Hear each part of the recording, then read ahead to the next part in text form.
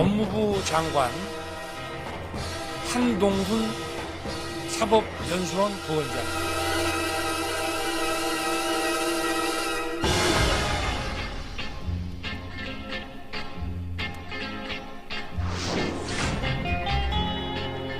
국민들이 크게 고통받을 것이기 때문입니다. 그 점을 감안했을 때 이런 법안의 처리의 시도는 반드시 저지되어야 한다고 생각합니다.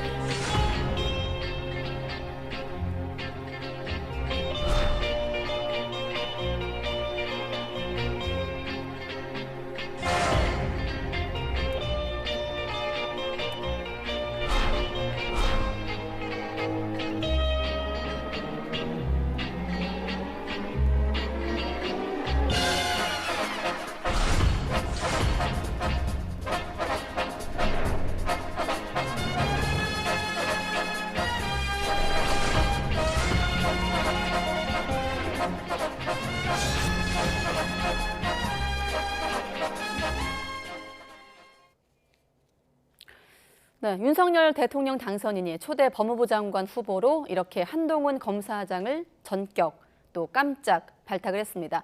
한 후보자 발탁에 민주당의 반발이 거세지고 있는데요. 이런 가운데 입각 대상으로 물망에 올랐던 안철수계 인사는 1차에 이어서 2차 내각 발표에도 포함되지 않았습니다. 나이트 포커스 오늘은 박창환 장한대 교수, 이종근 시사평론가 두 분과 함께하겠습니다. 안녕하십니까? 네, 안녕하십니까?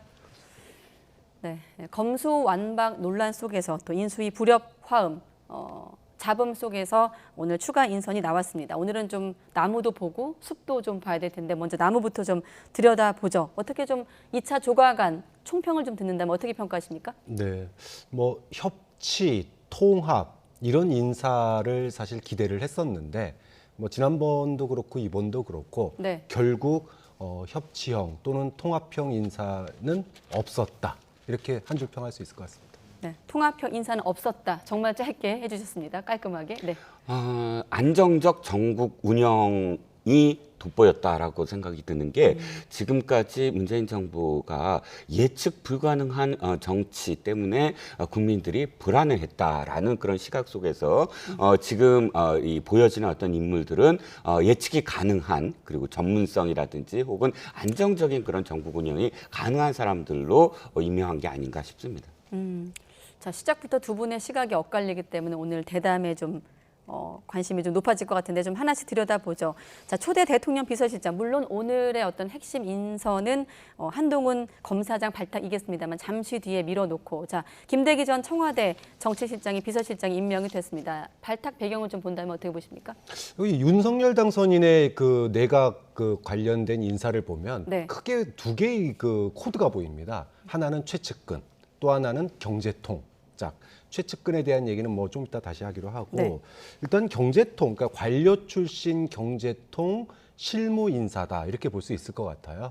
뭐 그 임종영 전 그 금감위 위원장 이 거론될 때도 그랬지만 총리, 부총리 그리고 정책실장까지 비서실장까지 다 지금 현재 북정의 방향의 한 축이 경제 성장 그리고 시장 경제를 중심으로 하는 어떤 네. 경제 회복 여기에다가 포인트가 맞춰져 있다라고 하는 거를 보여주는 하나의 이제 그 인사 반영 아니겠냐. 예상된 인사였지만 뭐 인물은 바뀌었습니다. 인물은 네. 바뀌었지만 경제통으로 채워질 거다라고 예측이 됐고 또 이렇게 실제로 된 걸 보면 윤석열 당선인이 5년 동안 이 경제에다가 굉장히 초점을 맞추고 있구나. 이거를 보여주는 상징적 비서실장이다. 이렇게 볼 수 있겠죠. 최측근과 경제통으로 좀 키워드를 요약할 수 있다. 또 한 가지 이런 키워드가 있더라고요. 서융남, 서울대 나온 60대 남성 이번 인선을 두고 이렇게 평가를 하는데 1차 때도 그랬고 2차 때도 좀 이런 기조가 이어졌는데 워낙에 또 후보 시절에는 30대 장관 약속을 한 점과 좀 대비가 되는 측면도 있고 평론가님은 어떻게 평가하십니까? 일단 능력 위주로 발탁하겠다라고 원칙을 세운 그 결과가 이렇게 나온 게 아니냐. 역대 이 정부에서 초대 내각은 어쨌든 많은 배려가 있어 왔습니다. 그래서 뭐 아까 교수님께서 지적하신 통합이 안 보이는 게 아니냐라는 지적도 사실은 그런 배려가 없었다라는 그런 지적인 것 같고요. 네. 서울대 출신이 그 전 정부의 초대 내각보다 많은 많다라는 것, 그리고 또 더군다나 그 안에 이제 법대 출신, 그러니까 서울대 법대 출신들이 또 많이 눈에 띄고 전체적으로 연령이 뭐 높다라고 얘기가 나오고 있는데, 제가 또 찾아보니까 문재인 정부 초대 내각의 연령이 61.3세더라고요. 그래서 지금 16명이 뭐 2명이 아직 남아 있지만 59세로 된 건 다분히 한동훈 법무부 장관이 만 49세로 이 전체적인 어떤 연령을 좀 낮추는 그런 결과를 낳지 않았을까 싶고요. 네. 서울대 출신만이 아니라 사실 뭐 지역적으로도 영남이 많다라는 비판이 있긴 하지만, 이 역시 문재인 정부 초대 내각의 18명 중에 7명이 영남이었어요. 그러면 지금도 현재 16명 중에 7명이거든요. 물론 2명이 어떻게 될지 모르지만, 그래서 특별히 문재인 정부보다 더 많다라는 비판은 너무 무리한 비판이 아닌가 싶습니다. 문재인 정부와 비교하기보다는 또 후보 시절의 어떤 공약과 좀 비교해서 본다면요? 후보 시절에 30대 후보, 30대 장관을 많이 발탁을 하겠다라는 범위는 저기 장관급만이 아니라 플랫폼이 있지 않습니까? 민관 합동, 그런 그 정부를 민관 합동 플랫폼으로 만들겠다라는 약속 속에서 민간인 전문가들까지 포함한 이야기였기 때문에, 물론 저도 장관들이 조금 더 새롭고 좀 참신하고 또 젊은 후보자가 없는 것은 저도 사실 안타깝습니다만, 그럼에도 불구하고 조금 더 인선을 좀 지켜봐야 되지 않을까. 청와대 인선까지 또 이제 이 정부 부처가 이제 그 다시 개편이 되면 전체적으로 다시 한번 또 평가될 부분이 있다고 봅니다. 네, 지금 마침 화면에 한동훈 검사장, 한동훈 법무부 장관 후보자의 모습이 나왔기 때문에 바로 넘어가도록 하겠습니다. 역시 인선 가장 큰 이슈로 꼽히고 있는데, 한동훈 검사장, 이 법무부 장관 후보자로 지명을 했습니다. 벌써부터 정치권에서 논란이 거세게 일고 있는데, 이런 것을 당선인도 또 후보자도 의식을 하고 있겠죠? 발언 들어보시죠. 수사와 이런 재판 같은 법 집행 분야뿐만이 아니라 법무행정, 또 검찰에서의 그 여러 가지 기획 업무 등을 통해서 이 법무행정을 담당할 최적임자라고 저는 판단했고, 절대 파격 인사는 아니라고 생각합니다.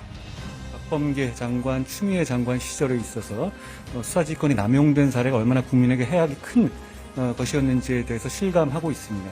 제가 장관에 취임하더라도 구체적인 사건에 대한 수사지휘권을 행사하는 일은 없을 거라고 말씀드립니다. 법안이 통과되면 국민들이 크게 고통받을 것이기 때문입니다. 그 점을 감안했을 때 이런 법안의 처리의 시도는 반드시 저지되어야 한다고 생각합니다. 후보자 일성으로 검수완박, 저지까지 들어보셨는데, 역시나 뭐 앞서 리포트에서도 그렇고 저희 영상 구성 속에서도 여러 가지 어떤 별칭이 등장했어요. 뭐 최측근, 또 윤핵관 중에 윤핵관이다, 복심, 또 약간 윤회 남자 이런 표현도 있었는데, 이번 깜짝 발탁 어떻게 평가하십니까? 뭐 저는 한마디로 얘기하면 맞대응 전면전 선언이다, 이렇게밖에 볼 수가 없습니다. 검수완박에 대한. 뭐 그거 검수완박뿐만이 아니라 국정 운영을 직진형 돌파형으로 가겠다라고 하는 선언이에요. 그러니까 아까 최측근, 그다음에 경제통, 이렇게 두 가지로 저는 인사 코드를 뽑았는데, 네. 쌍두마차로 직진하겠다는 거예요. 여론, 뭐 그다음에 야당의 반대 이런 거 전혀 고려하지 않고 본인은 오로지 국민만 보고 경제 성장만 보고 그것을 거기에 매진하기 위해서 최측근으로 아주 단촐하게 쌍두마차 끌고 돌파하겠다, 이런 의지가 저는 엿보이는 인사다. 뭐 지금 한동훈 이제 후보자 나왔으니까 그동안에 이제 한동훈 검사장에 대해서 서울중앙지검장도 안 된다라고 하는 게 이제 민주당의 이야기였기 때문에 네. 사실은 뭐 논란이 예고된 인사 아니겠습니까? 그럼에도 불구하고 역대 법무부 장관 중에 가장 힘이 센 실세 법무부 장관이 등장했습니다. 민정수석 자리가 없어지면서 인사권, 인사 검증에 대한 권한을 줬습니다. 그다음에 지금 검찰의 수사권을 갖다 박탈하겠다라고 하는 법안을 통과시키기 직전인 상황인데, 자, 이렇게 되면은 법무부 장관이 상설특검 검사를 또 추천할 수 있습니다. 이렇게 되면 과거 역대 법무부 장관 그 어떤 장관보다 힘이 센 자리예요. 여기다가 7기수나 뛰어가지고 지금 법무부 장관 된 거 아닙니까? 그러면 전 정권에서 임명했던 소위 고위직 검사들, 한순간에 그들의 어떤 앞으로의 그런 어떤 인사권을 한 손에 다 주게 됐습니다. 네. 역대 이런 실세가 있었나? 뭐 과거에 청와대 왕실장이라는 얘기가 있었지만 왕장관의 등장이다. 이렇게 얘기할 수밖에 없습니다. 왕장관의 등장이다. 잠시 뒤에 법무부 장관의 권한이 더 차기 정부에서 높아지는 것에 대해서는 잠시 뒤에 또 추가적으로 얘기를 해주시고, 윤석열 당선인은 파격 인사가 아니다, 법무행정의 담당의 최적임자다라는 설명과 함께 후보자를 소개했거든요. 그러면서 후보 시절에 지난 2월에 했던 인터뷰에서는 또 독립운동처럼 해온 사람이다라는 또 발언까지 함께 소환되고 있습니다. 평론가님은 어떻게 평가하십니까? 일단 최측근 인사다라고 이제 표현이 되는데 한동훈 그 법무부 장관 후보자 이외에 또 뭐 측근으로 불릴 수 있는 사람이 없고요. 뭐 이제 혼자니까. 두 번째, 그러면 역대 최측근이 없었나라고 또 돌아봤습니다. 그러면 노무현 대통령은 자신의 측근, 진짜 최측근인 문재인 변호사를 민정수석, 그다음에 대통령 비서실장으로 앉혔고, 물론 뭐 장관과 다르다고 또 말씀을 하실 수도 있겠지만, 네. 또 문재인 대통령 보죠. 자신이 채무자고 채권자인 이 조국 민정수석으로 발탁하고 법무부 장관까지 했습니다. 국민들 앞에서 마음의 빚을 진 사람이다라고 공언할 정도로 최측근이라고 얘기할 수밖에 없고요. 또 문재인 대통령이 참 아름다운 전통을 만드시지 않았습니까? 전 정부에서 이 좌천되고 합당하지 않은 이유로 좌천되고 또 사퇴한 사람을 사필 규정으로 끌어서 뭐 노태강 지금 문화체육부 차관을 시키고 지금 스위스 대사까지 시켰습니다. 역시 한동훈 검사장이야말로 민주당이 그렇게 이 혐의를 뒤집어 씌우고 여러 가지의 어떤 그런 뭐 이 비판을 해왔지만 결국은 문재인 정부가 임명한 검찰총장 밑에 중앙지검장 밑에 형사 부장 검사들이 그렇게 수사를 했는데도 혐의가 없다라고 보고를 하지 않았습니까? 네. 그럼 결과적으로 이 사람은 아무런 잘못이 없으니 지금 어떤 중앙지검장이다 어떤 자리든 안 된다고 하는 것 자체가 말이 안 되지 않느냐라는 게 이제 후보자의 역설이고요. 네. 또 아까 말씀하셔서 이제 권력이 집중된다고 했는데 나중에 또 말씀을 드리겠지만 윤 당선인이 지금까지 공언한 게 있습니다. 두 가지를 법무부 장관으로부터 빼앗겠다. 하나는 수사 지휘권, 그다음에 두 번째는 법무부의 그 예산. 그러니까 검찰 예산을 검찰이 하겠다. 이 두 가지가 법무부 장관으로서는 가장 큰 권력이에요. 근데 지금까지 공언한 대로 그것이 실행이 된다고 한다면 역대 가장 권력이 없어진 법무부 장관이다. 이렇게 표현하는 게 더 정확한 예라는 것이죠.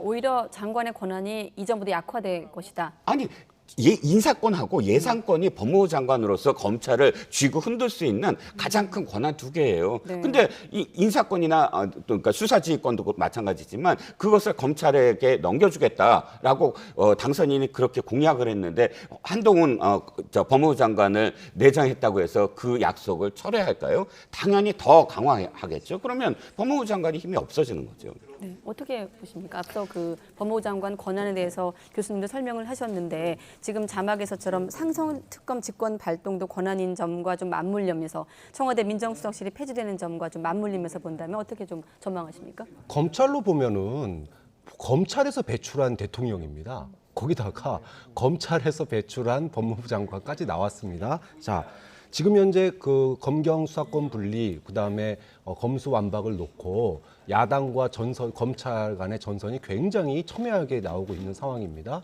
여기서 법무부 장관도 신임 법무부 장관 내정자도 그렇고, 그다음에 대통령 당선인도 그렇고, 지금 검찰의 이제 편을 지금 들어주고 있는 거 아닙니까? 검찰의 손을 들어주고 있는 상황이에요. 자, 그런 상황에서 검찰의 권한을 갖다가 독립시켜주고 그들에게 독립성과 뭐 예산도 몰아주겠다, 인사권도 주겠다라고 얘기를 하면 검찰은 누구 편을 들까요? 당연히 당선인과 법무부 장관 편을 들 수밖에 없는 겁니다. 그러면 영향력은 그 역대 정권보다 극대화될 수밖에 없는 거예요. 자, 그다음에 만약에 의석수에 의해 가지고 검수완박이 만약에 진행된다고 했을 때 그러면은 소위 말해서 전 정권에 대한 그 수사가 검찰에서 안 하면 상설특검으로 하면 되는 겁니다. 즉 권한이 그 모든 것을 피해 가서 권력에 의한 뭐 하명 수사 이런 거 없어도 장관에 의해 가지고 사실상 하명 수사가 가능한 그런 조건으로 바뀌었어요.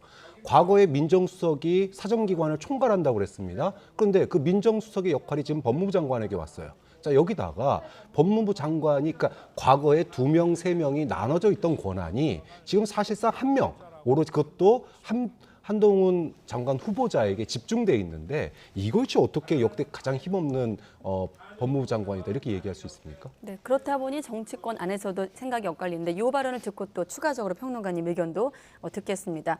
자, 민주당에선 격앙된 반응이 나왔고 또 국민의힘 입장도 있거든요. 같이 한 번에 들어보시죠. 인사 참사 정도가 아니라 대국민 인사 테러입니다.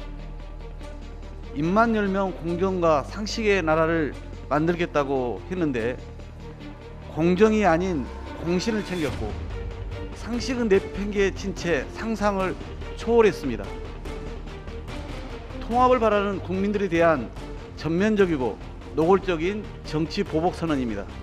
전문성이나 능력을 보면은 법무부 장관을 충분히 할 수 있는 그런 분이다 이렇게 생각을 하고 있습니다. 민주당이 죄도 없는 한동훈 검사를 3년 동안 수사를 하면서 괴롭혔거든요. 그리고 온갖 군데 좌천을 시켰습니다. 거기에 대한 반성과 사과가 선행이 돼야 되지 않나 저는 그렇게 생각하고 있습니다.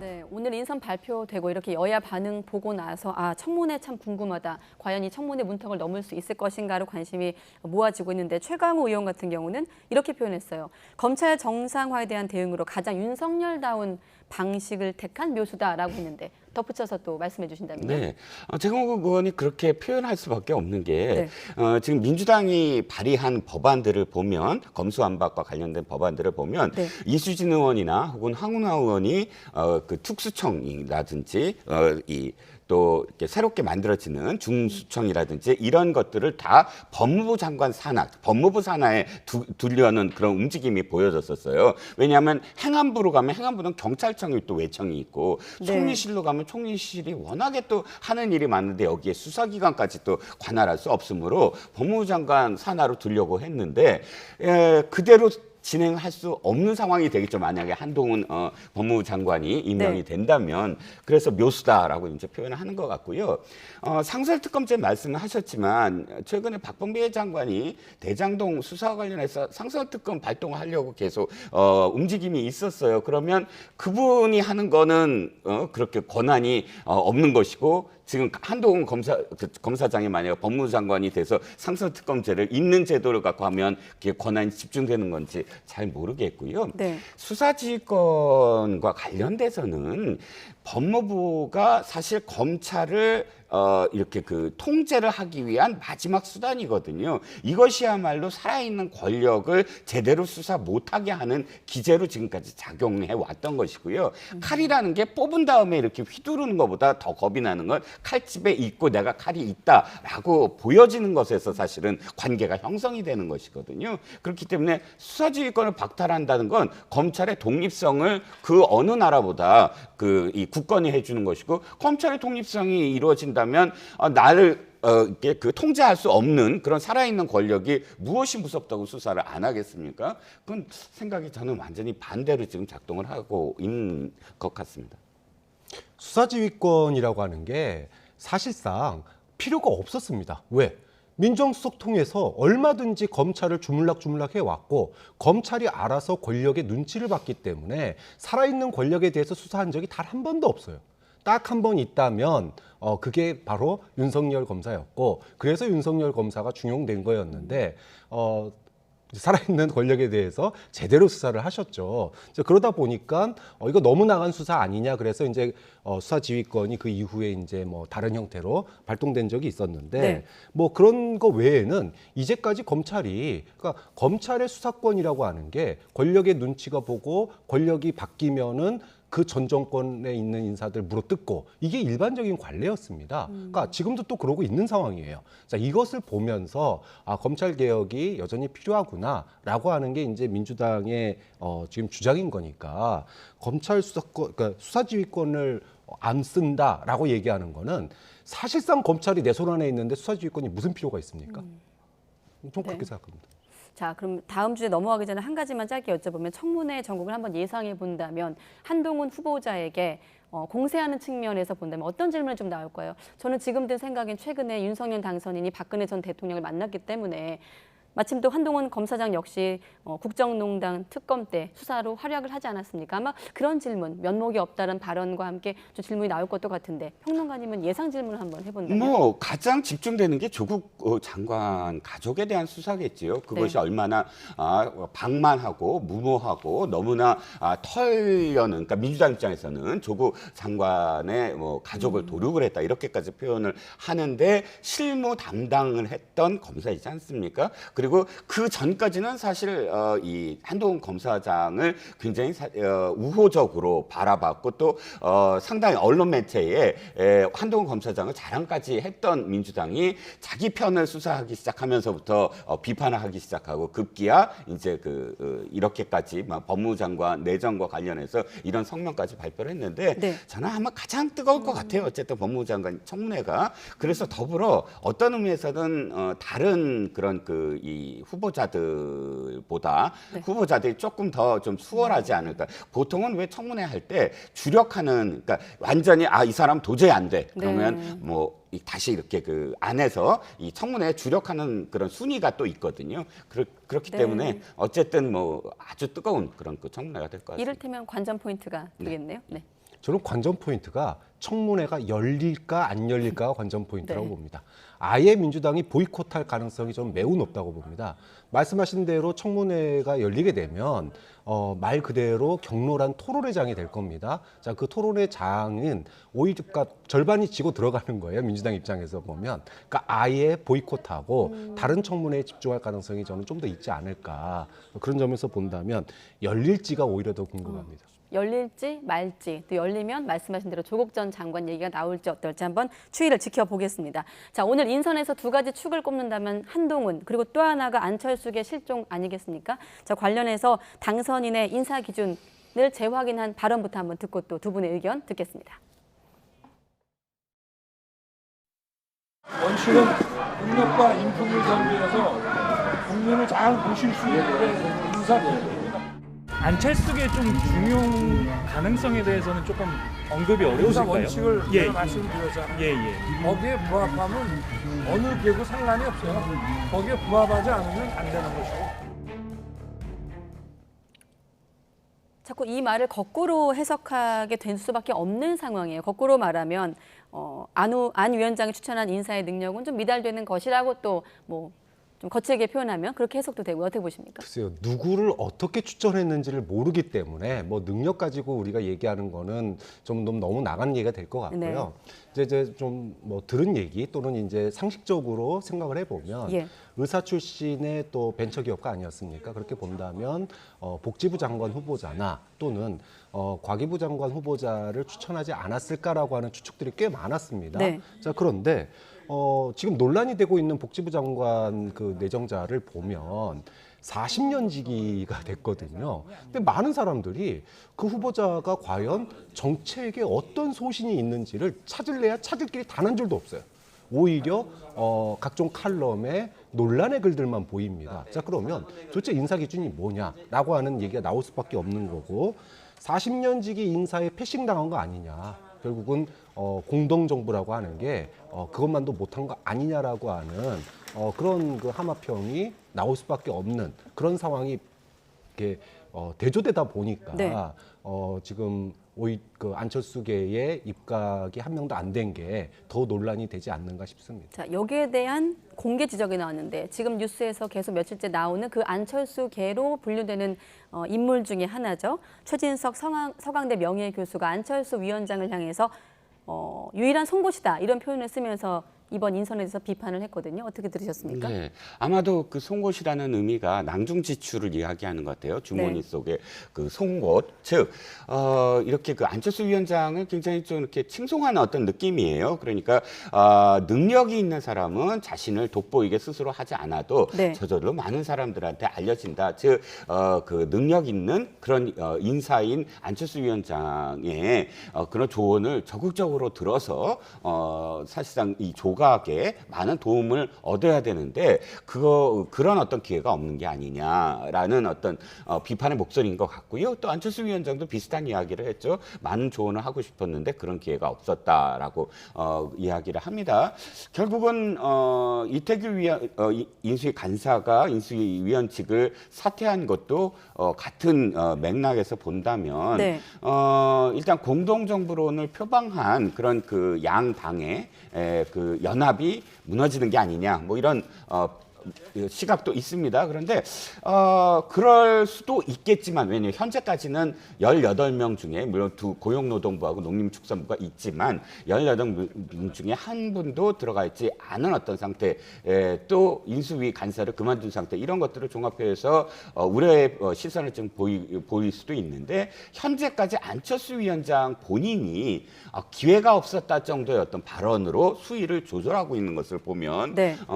아직 관계가 완전히 극단으로 치닫는 것까지는 아니지 않는가. 또 합당도 얘기를 들어보면 발표만 남아있지 완전히 그 모든 사안에서 합의를 본 것으로 알려지고 있습니다. 또 그 안에는 지방선거와 관련해서도 공천과 관련해서도 큰 서로 간의 어떤 무리 없이 합의를 본 것으로 또 알려지고 있고요. 그러니까 그것과 뭐 합당과 연계는 안 될 것 같고 또 안철수 위원장이 본인이 지금 위원장인데 인수위원장인데 5월 9일 이전에 인수위원장을 그만둔다거나 이러면 정말 대형 사고거든요. 그거야말로. 네. 그러니까 현재는 조금 더 지켜봐야 되지 않을까. 라는 생각이 아직은 조금 더 예, 여지가 예, 있다. 여지가 또 있을 이준석 것 대표가 같습니다. 말한 해피엔딩일 수도 있다. 이런 시각으로 보시는데 어떻습니까? 차관 인선이라든지 대통령실 인선에서 조금 중용 가능성을 좀 볼 수 있을까요? 교수님은 어떻게 전망하십니까? 뭐 기타 자리에 당연히 뭐 아마 배려를 할 것으로 보입니다. 그리고 차관 인사나 아니면 외청 인사에서는 아마도 여성이나 또는 이제 그 30, 40대 인사들도 아마 들어갈 것 같아요. 그런 거 정도는 그 정도의 정무적 감각은 당선인 측에 있다고 봅니다. 네. 근데 다만 거기에 안철수 위원장이 과연 얼마만큼 호응할지 좀 오히려 그게 문제예요.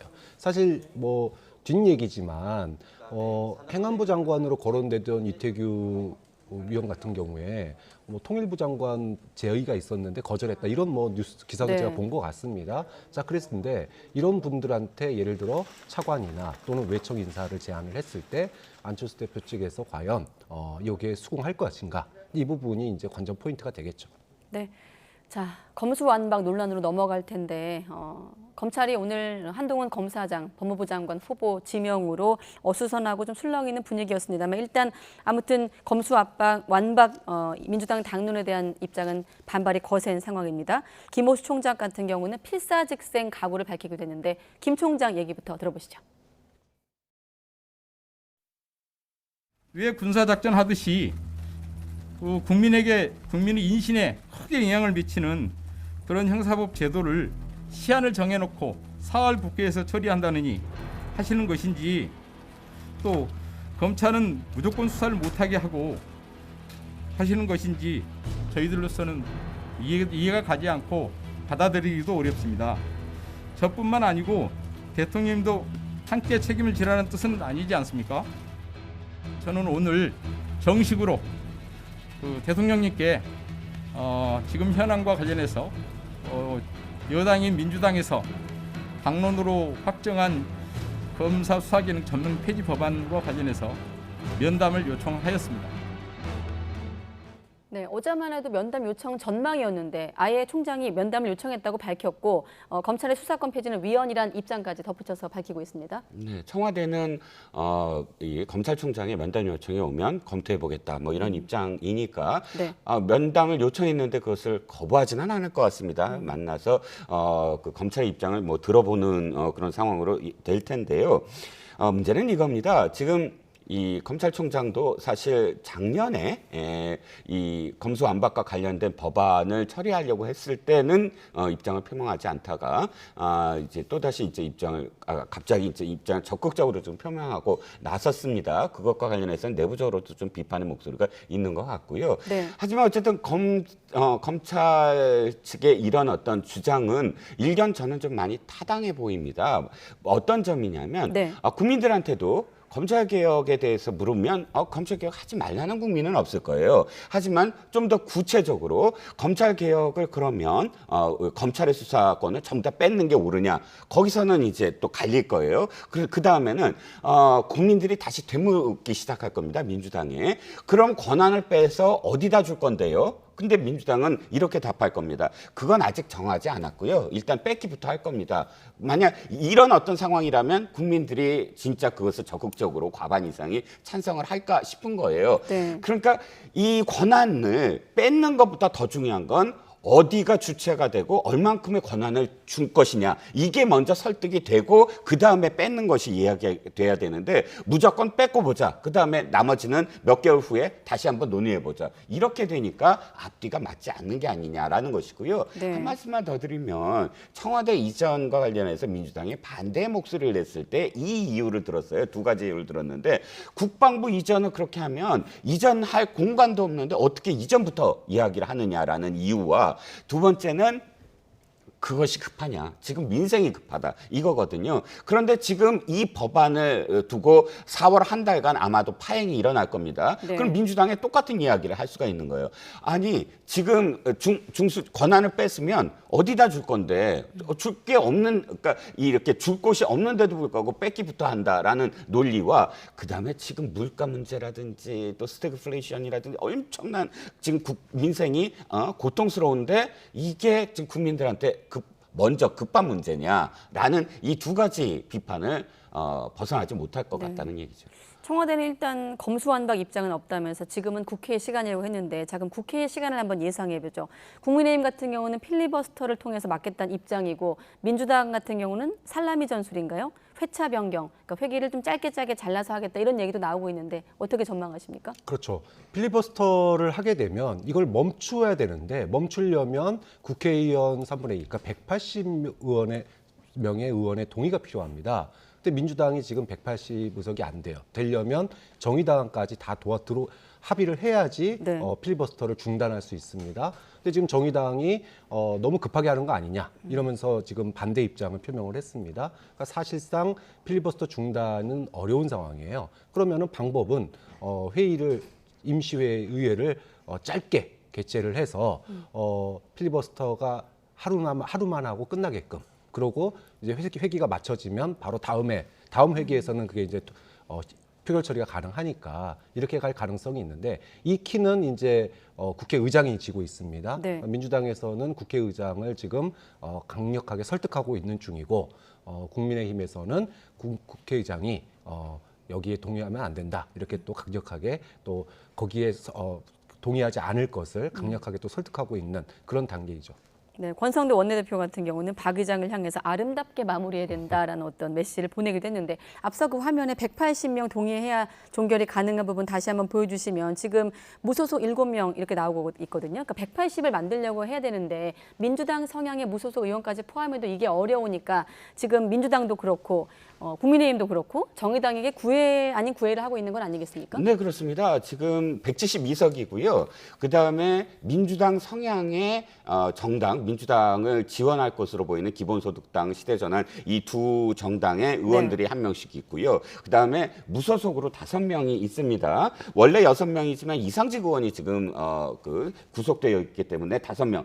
다 합치면 179석이에요. 그러니까 한 명이 모자라죠. 그런데 이 179명이 정말 일사불란하게 똘똘 뭉쳐서 그날 출석을 해갖고 전부 다 찬성을 할 것이냐? 그것도 사실은 비밀 투표이기 때문에 저 물음표가 붙거든요. 네. 그러면 여기서 안정적이려면 정의당 6표를 더해서 이탈을 하더라도 충분히 이게 커버되는 그런 상황이 가장 아름다운 상황인데 네. 정의당이 지금 거리를 두고 있습니다.